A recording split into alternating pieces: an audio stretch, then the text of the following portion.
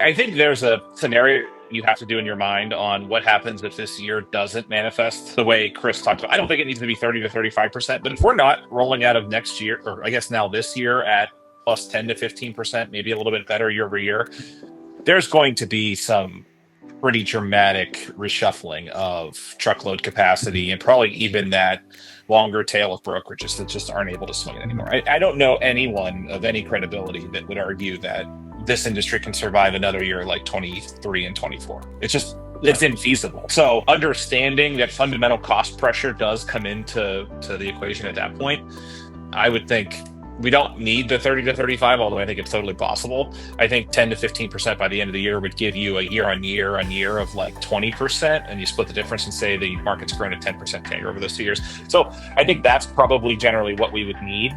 But absent that, I might start to say bloodbath at that point.